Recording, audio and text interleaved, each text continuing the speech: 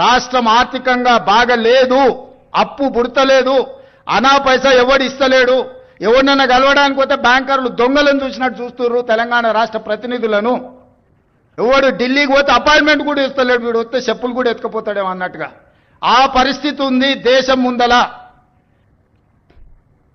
అప్పు పుడితే నేను కూడా ఏదో ఒకటి చేసి తెచ్చిచ్చేటను, అప్పు పుట్టట్లేదు, ఎవడు బజార్లో నమ్మడం లేదు.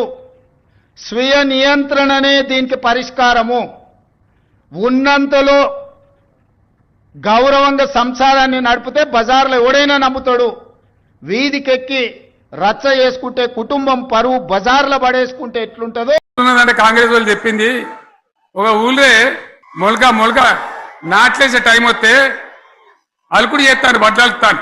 మొలకకి అలుకుడు చేస్తాం కదా, తుకాలు పోయేమా పెద్ద మొగోడని ఒకరిని పిలిచిరట. మొగోడని మొలకాల్చడానికి పిలిస్తే ఎలక పిల్లని చూసి ఎల్లెంకర పడ్డాడు.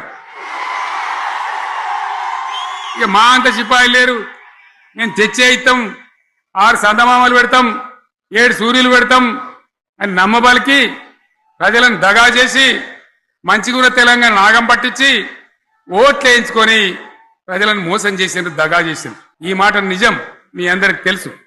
ఇవాళ ఏం మాట్లాడతారు, మమ్మల్ని ఎవరు నమ్ముతలేడు, మాకు అప్పు పుడతలేదు, యాడికెళ్ళి తెచ్చియాలి అని ఇప్పుడు మాట్లాడుతున్నాం.